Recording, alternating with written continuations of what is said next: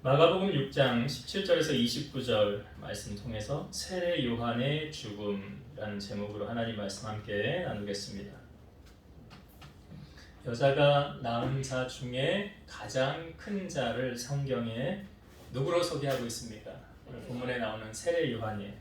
세례 요한을 여자가 낳은 자 중에 가장 큰 자라. 그리고 구약 성경의 제일 마지막이 말라기죠. 구약 성경의 제일 마지막이 말라기인데, 말라기 4장 그 뒷부분 마지막 부분에 보면 내가 엘리야를 너희에게 보내리라는 말씀이 있어요. 구약의 마지막 말라기와 신약까지는 한 400년의 텀이 있거든요. 그 중간기라고 하는데, 구약의 마지막 부분에 말라기서에 엘리야를 내가 너희에게 보내리라, 그 다음 아버지의 마음을 자녀에게 돌이키게 하고, 이 말씀이 쭉 나오는데, 그 엘리야가 바로 누구를 소개하는 글입니까? 세례 요한을 소개하는 글이에요.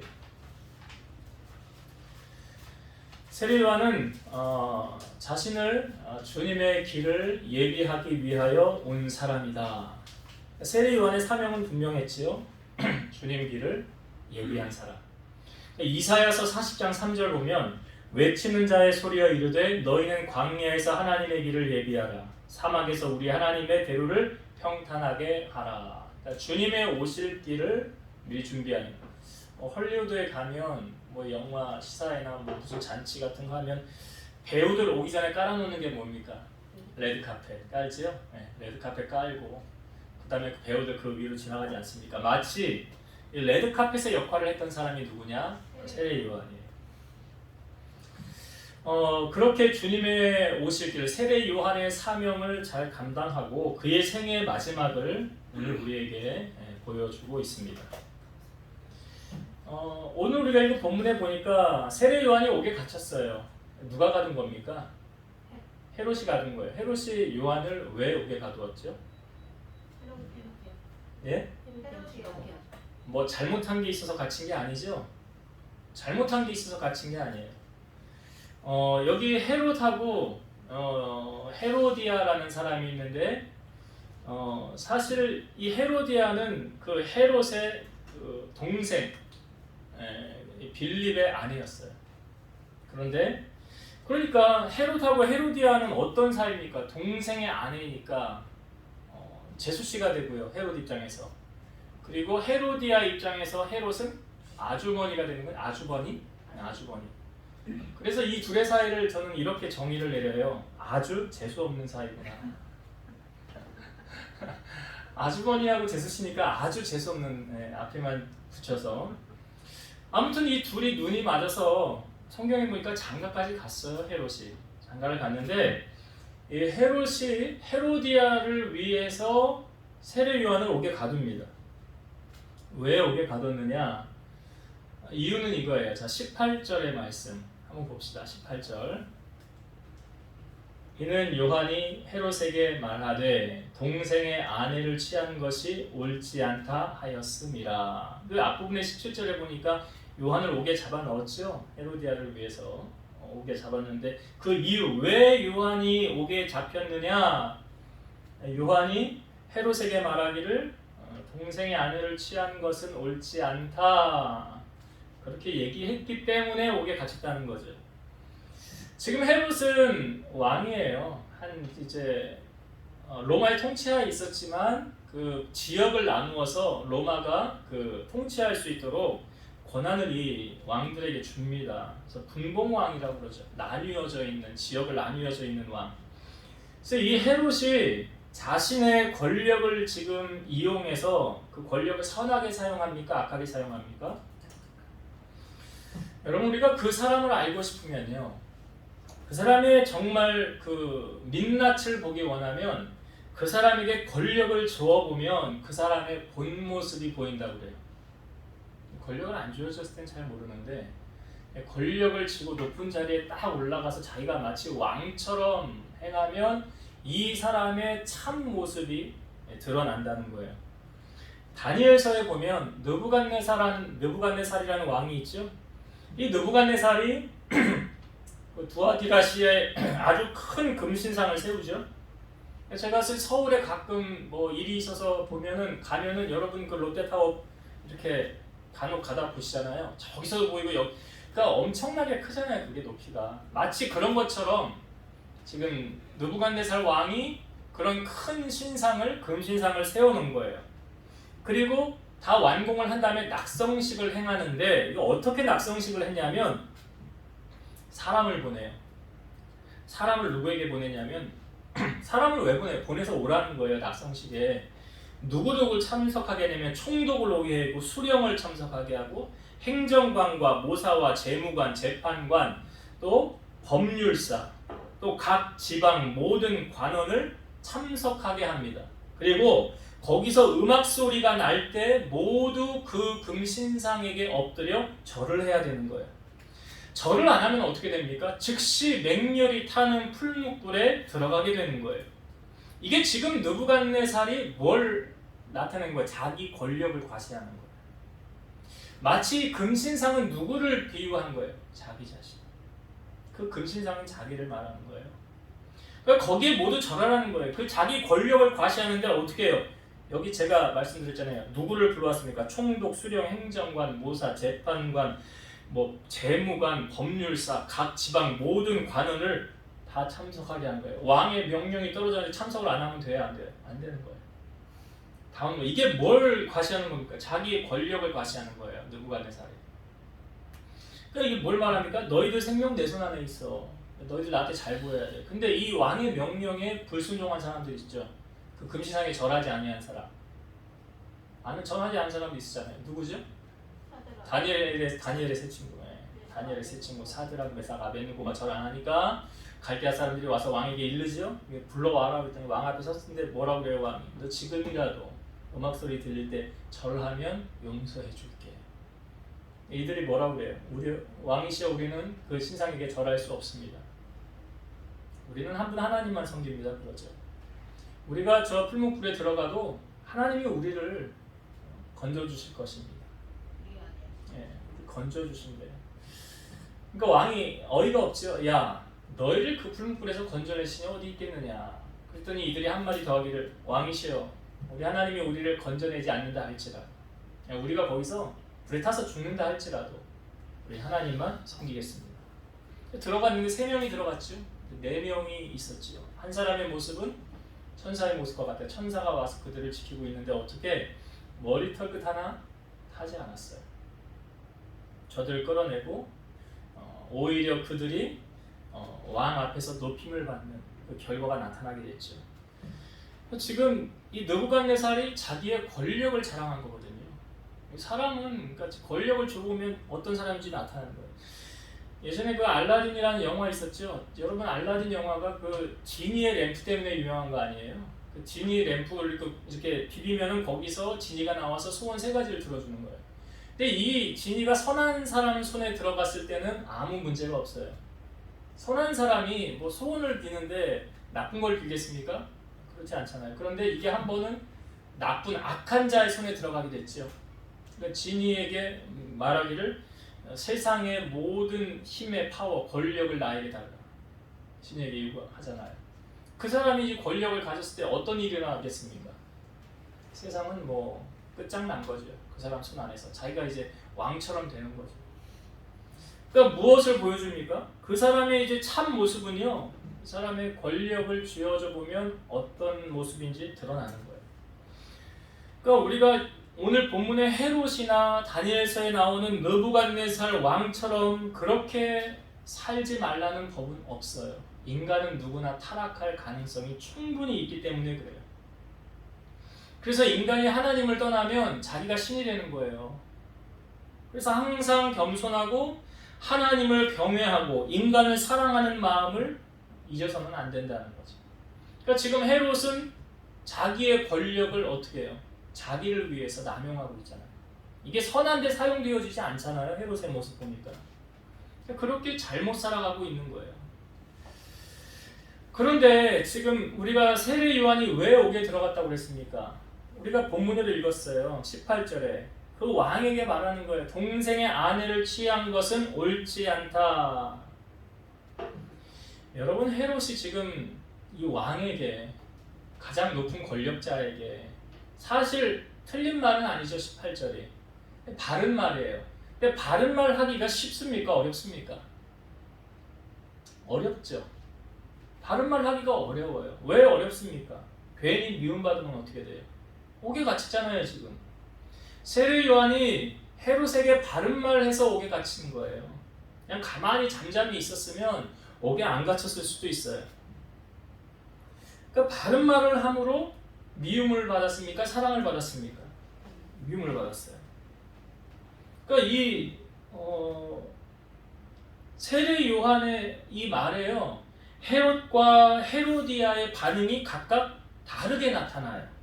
자, 어떻게 다르게 나타나느냐? 자, 19절과 20절을 한번 보겠습니다. 19절과 20절. 헤로디아가 요한을 원수로 여겨 죽이고자 하였으되 하지 못한 것은 헤롯이 요한을 의롭고 거룩한 사람으로 알고 두려워하여 보호하며 또 그의 말을 들을 때에 크게 번민을 하면서도 달갑게 들음이러라.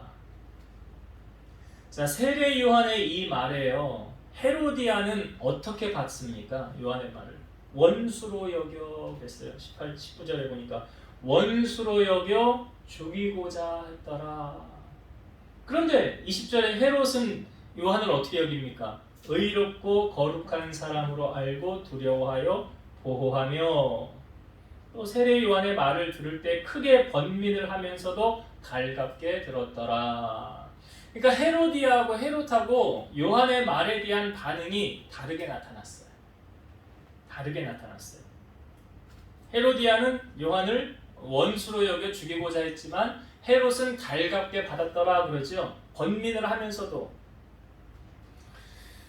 그래서 성경에 보니까 충고를 하되 사람을 봐가며 하라는 말씀이 있어요. 잠언 9장 7절과 8절. 거만한 자를 징계하는 자는 도리어 능욕을 받고 악인을 책망하는 자는 도리어 흠이 잡히느니라. 거만한 자를 책망하지 말라. 그가 너를 미워할까 두려우니라. 지혜 있는 자를 책망하라. 그가 너를 사랑하리라. 그러니까 거만한 자 또한 악인들은 말도 해주지 말라는 거예요. 말도 해주지 말라. 그렇게 악하게 살든지 말든지 네 맘대로 해라. 그러면서 성경은 말하기를 지혜 있는 자를 책망하라. 그가 너를 사랑하리라. 왜 그럴까요? 지혜 있는 자는 듣고 어떻게 해요? 잘못된 부분을 바른 말을 지적을 해주면 지혜 있는 자는 돌이킵니까? 안 돌이킵니까? 돌이키잖아요. 그래서 들을 게 있는 자에게 말하는 거예요. 지혜 있는 자는 돌이킨다는 거예요. 아, 내가 잘못 갔었구나. 바로 돌이켜야 되겠구나. 그리고 사랑을 받는다는 거예요.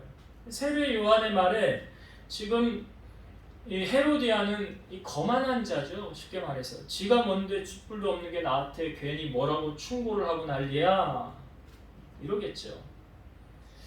근데 세례 요한이요 정말 롱런하려면 오래 살려면 고난당하지 않으려면 이렇게 안 하면 돼요.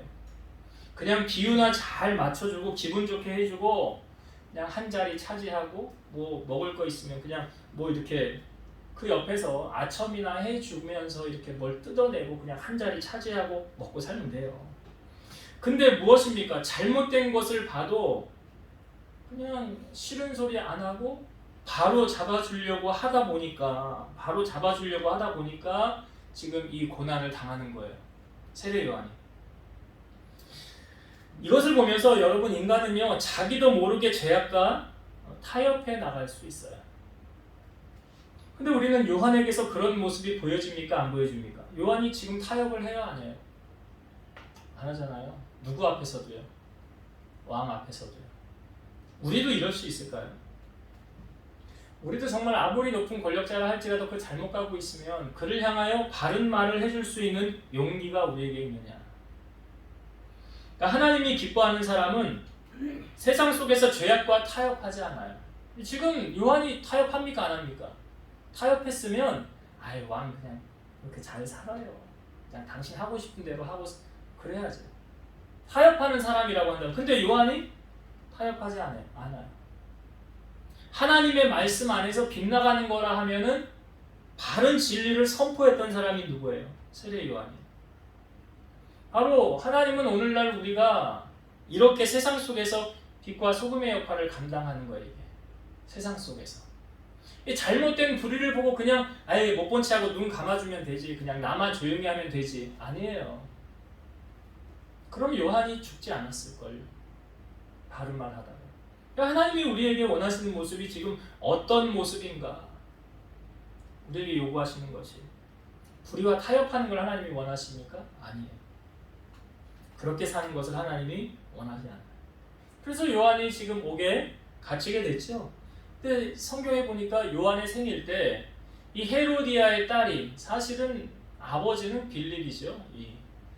그러니까 이 헤로디아의 딸이 와서 헤롯의 생일날 춤을 췄대요. 춤을 췄는데 그 앉은 자리에 있는 모든 사람들을 기쁘게 했더라. 기쁘게 했더라. 그래서 왕이 너무나 마음이 기뻐서 이 소녀에게 이렇게 제안을 합니다. 무엇이든지 네가 원하는 것은 내게 구하라. 내가 주리라. 맹세하노니 네가 구하면 나라의 절반까지라도 내가 주리라. 헤롯이 소녀에게 이렇게 얘기를 한 거예요. 그러니까 뭐 어떤 소원이든지 한 가지 말하면 내가 너에게 들어주리라. 여러분 사람이요 말 잘해야 돼요. 말 잘해야 돼요. 그래서 뭐 말 한마디로 천냥빚도 받는다라는 말이 있잖아요. 이게 왜 말을 잘해야 되냐? 말은 한 번 뱉으면 주워 담을 수 있어요? 못 담아요? 못 담죠. 말 한 번 뱉으면 그냥 끝나는 거예요. 그러니까 아무리 지금 헤롯이 기분이 좋아도 할 말이 있고 하지 말아야 될 말이 있어요. 이게 헤롯이 지금 자기 말로 자기가 묶이게 됩니다. 자기의 말로 자기가 묶여요. 왜요? 헤로디아의 딸이 헤롯에게 와서 무엇을 요구합니까? 성경을 봅시다. 24절부터 볼게요. 그가 나가서 그 어머니에게 말하되 내가 무엇을 구하리이까? 그 어머니가 이르되 세례 요한의 머리를 구하라 하니 그가 곧 왕에게 급히 들어가 구하여 이르되 세례 요한의 머리를 소반에 얹어 곧 내게 주기를 원하옵나이다 하니 왕이 심히 근심하나 자기가 맹세한 것과 그 앉은 자들로 인하여 그를 거절할 수 없는지라. 이 헤로디아의 딸이 살로메인데요. 살로메가 나가서 자기 엄마와 상의를 한 거예요. 엄마, 왕이 소원 하나 들어준대. 무엇이든지 말하래. 뭘 얘기할까? 그랬더니 헤로디아가 뭘 요구해요? 세례 요한의 머리를 달라고 해라. 세례 요한 죽여달라는 거예요. 세례 요한의 머리를 달라고 하라. 그러니까 와서 이 살로메가 이 헤롯에게 이걸 구하니까 왕이 이걸 어떻게 번복을 할 수가 없는 거죠. 왜요? 뱉은 말이 있잖아. 무엇이든지 말하면 내가 들어주리라 했잖아요.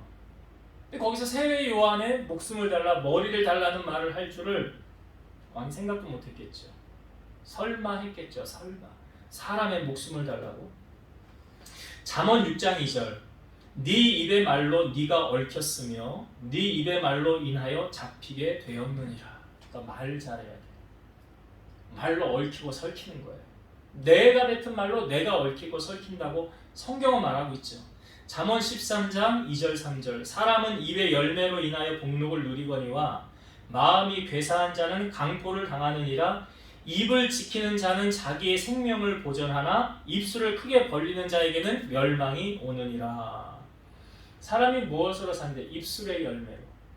입술. 그래서 이사야 성경에 보면 하나님을 표현할 때 입술의 열매를 창조하는 여호와라는 말씀이 있고요. 우리가 주일 오후에 민수기 말씀을 나눌 때 민수기 14장의 29절이죠. 너희 말이 내 귀에 들린 대로 내가 너에게 행하리라. 말씀이 있잖아요. 내 입의 열매로 우리가 먹는 거예요. 그래서 지금 헤롯이 아무리 자기를 기분 좋게 하고 그 잔치에 흥을 돋구었다 한들 말 잘해야 된다. 말 조심해야 돼. 말 조심해. 그래서 그 말을 다시 엎을 수가 없는 거예요. 그래서 이 살로메가 와서 구한 것을 왕이 거절할 수가 없잖아요. 그래서 어떻게 합니까? 요한의 목을 가져다가 소반에 얹어서 그 여인에게 주는 거예요. 여기서 우리가 한 가지 또 나눌 수 있는 은혜가 뭐냐면, 만약 여러분 우리가 이 여인, 이 살로메라고 한다면, 살로메 가정이에요. 왕에게 가서 여러분들은 뭘 구하겠습니까? 왕이요, 이 앞부분에 네가 무엇을 구하든지 내가 다 들어주리라 하면서 나라의 절반까지도 주리라 라는 말을 던졌잖아요. 그럼 나라의 절반을 구하실래요? 세례 요한의 머리를 구하실래요? 아직 이런 일이 없어서 생각을 안 해봐서. 여기서 우리가 한 가지 더 생각해 볼 것은 뭐냐면, 나의 만약에 소원이 있다고 한다면 그것을 남을 망하는 것에 사용하지 말아라. 남을 멸망시키는 일에 쓰지 말아라. 아니, 나라의 절반을 구할래? 요한의 목숨을 구할래? 그럼 나라의 절반을 구하는 게 당연한 거 아닙니까? 근데 지금 이 여인은 전에 헤롯이, 그러니까 세례 요한이 자기를 아주 못마땅하게 말하고 여겼다고 바른 말 했는 거잖아요. 근데 그게 눈에 가시 같은 거죠. 그러니까 저 녀석 없애버리면, 세례 요한 없애버리면 내가 눈치 볼 일도 없고 편안하게 내가 하고 싶은 일 다 하면서 살 거야. 그러니까 세례 요한의 생명을 구한 거죠. 로마서 12장 19절 보면, 내 사랑하는 자들아 너희가 친히 원수를 갚지 말고 하나님의 진노하심에 맡기라. 기록되었으되 원수 갚는 것이 내게 있으니 내가 갚으리라고 주께서 말씀하시니라. 원수는 누가 갚는 거래요? 예수님이 겟세마네 동산에서 기도하고 이제 가룟 유다가 사람들 데리고 왔잖아요. 근데 예수님 잡아가려고 할 때 베드로가 그 대제사장의 종 말고라는 사람의 칼을 뺏어서 그걸 이렇게 휘둘러서 그 말고의 귀를 자릅니다. 그때 예수님이 어떻게 하셨어요? 귀를 다시 붙여주셨죠. 그때 주님이 하셨던 말씀이 뭐예요? 내가 지금 12형 되는 천사를 보내어서 이거 한 번에 싹 없앨 수 없는 줄 아느냐. 그렇게 할 수 있다는 거예요. 그러면 말씀이 이루어지지 않지 않느냐. 말씀을 이루기 위해서 이렇게 한 것이고, 덧붙여서 한 가지 말씀 더 뭐 하셨습니까? 칼을 쓰는 자는 칼로 망하느니라. 칼을 쓰는 자는 칼로 망하느니라. 우리가 살면서 억울한 일을 당하고 괴로움이 있다 할지라도 그거 우리 하나님 모르십니까? 아십니까? 아십니다. 하나님 다 알고 계세요. 그리고 그 아시는 하나님께서 때가 되면 교통정리하십니다. 하나님 지금 대기하고 스탠바이 기다리고 계실 수 있어요. 아직 때가 안 됐기 때문에 아직 대기할 수 있는 시간을 더 줄. 그러니까 하나님의 때가 되면 하나님이 교통정리하시는 거예요. 그래서 원수는 우리가 갚는 게 아니라 하나님이 갚아주시는 거예요. 그래야 깔끔하게 처리되는 거예요. 로마서 12장 21절 마지막 절이에요. 악에게 지지 말고 선으로 악을 이기라. 세례 요한이 지금 악과 타협하지 않죠. 세례 요한이 죽었지만 진 것 같지요. 진 게 아니잖아요. 세례 요한은 어디 갔을까요? 천국 갔죠. 사명 다 감당했잖아요. 세례 요한의 사명이 뭐예요? 예수님 오실 길을 예비한 거 아니에요? 사명 다 감당하고 주님이 이제 하나님 때가 돼서 부르시러 가시는 거예요. 불러가시고. 세례 요한이 진 것 같지만 진 것 아니다. 진리 편에 서서 복음 바르게 전하다가, 저를 목회하다가 힘들 때 하나님 앞에, 여러분 그 엘리야도 그랬잖아요. 850명과 싸우면서 이긴 다음에 이세벨이 죽이려고 할 때 로뎀나무 밑에 가서 뭐라고 기도했어요? 그래요. 하나님 이제 동력하오니 나를 데려가세요 그러잖아요. 그래 집사님 말다나 나 죽여주세요 그거예요. 나 데려가세요. 우리가 때로는 너무 힘들고 괴로우면 어떻게 빨리 천국 가고 싶은 생각 나잖아요. 이 땅에서의 힘들고 어려움, 우리가 요한계시록 나누었지만 그 나라에 가면 다시는 울고 애통하는 것이 없고 슬픈 근심 없고요. 기쁨과 즐거움만 있다고 그러잖아요. 하나님 나라 가면. 그러니까 빨리 하나님의 나라 때로는 가는 거, 잘 가는 거. 주님이 언제 오실지 우리는 모르나 우리에게 준 사명 잘 감당하면 그때 부르심 우리가 가면 되는 거예요. 그러니까 오늘 이제 말씀을 다시 정리하면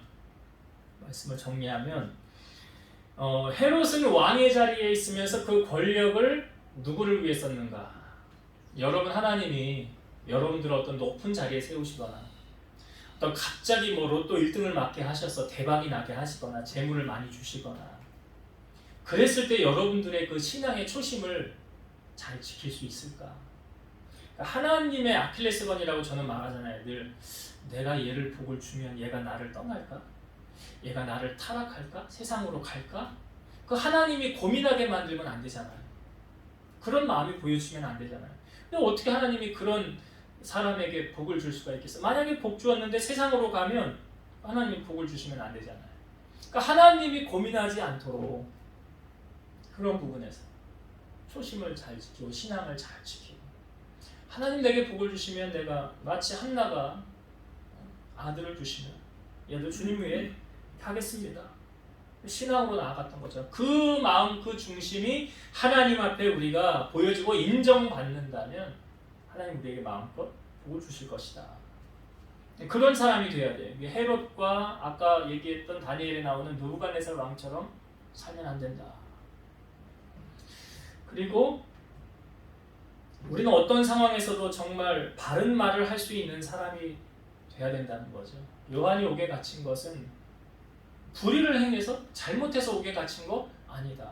그러니까 요한의 신앙은 하나님 중심의 신앙이라는 걸 알 수가 있죠. 만약에 사람 중심이라고 하면 헤롯 비유 잘 맞추고 헤로디아 기분 좋게 해주면 아무 걱정 염려 없어요. 근데 하나님의 말씀에서 빗나가는데 잘못되어 가고 있는데 거기 비유를 맞출 수는 없잖아요. 하나님의 자녀. 그러니까 우리는 항상 하나님 말씀을 기준으로 잘못되어지면 그것은 아니다라고 말할 수 있는 용기 있는 신실한 크리스찬이 돼야 된다는 거예요. 그리고 헤롯의 이 말을 통해서 그 말로 자기가 얽힌 거죠. 여러분 말 잘하세요. 우리가 한 몇 주 전에도 말씀을 나눌 때 베드로 전서 말씀을 나눌 때 좋은 날 보기를 원하면 어떤 말 하래요? 좋은 말 하라고 그랬잖아요. 너가 좋은 날 보기를 원하냐? 말의 입술의 열매. 하나님이 다 듣고 계신다. 그래서 하나님이 들으시고 내 말을 들으시고 실행하시니까 그 말 얽히는 말이 아니라 복록을 누리는 말, 입술의 열매를 우리가 거둔다라는 것. 그리고 마지막으로 나눴던 것이 지금 이 헤로디아의 딸이 구한 게 뭐였죠? 나라의 절반입니까? 세례요한의 머리입니까? 세례요한의 머리를 구했다는 것은 원수를 갚았다는 거예요. 죽이고자 했잖아요. 이전에 보니까 헤로디아가 요한을 죽이고자 했더라. 그러나 그렇게 하지 못한 것은 그러잖아요. 그러니까 잘 분별을 하셔야 돼요. 잘 분별하셔야 되고 원수는 내가 갚는 것이 아니라 누가 갚는 거예요? 하나님이 갚아주시도록. 그래서 하나님의 도움을 구하면서 때로는 우리가 그래요. 정말로 원수를 여러분들이 갚고 싶어 한다면 하나님 앞에 여러분 복을 달라고 기도하세요. 하나님 앞에 복을 달라고 기도하세요. 뭐 기복주의가 아니에요.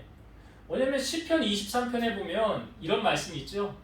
원수의 목전에서 내게 상을 베푸시오. 누구 앞에서 상을 베푼다고요? 원수의 목전에서. 원수 앞에서 하나님이 나를 높이시는 거예요. 이게 원수 갚는 거 아니에요? 내가 잘 되는 게 원수 갚는 거잖아요. 원수 앞에서 높임을 받는 게 그게 원수 갚는 거예요. 다른 게 원수 갚는 거 아니에요. 그가 망하고 잘못되는 걸 떠나서 내가 하나님 앞에 잘 되면 그게 원수 앞에서 원수 갚는 거예요. 하나님이 그렇게 일하실 수 있도록 원수의 목전에서 상을 베푸신 그 하나님의 은혜가 여러분 삶 가운데 함께 하셔서 악에게 치지 마시고 선으로 악을 이기는 여러분 되시기를 주의 이름으로 축원드립니다. 기도하시겠습니다.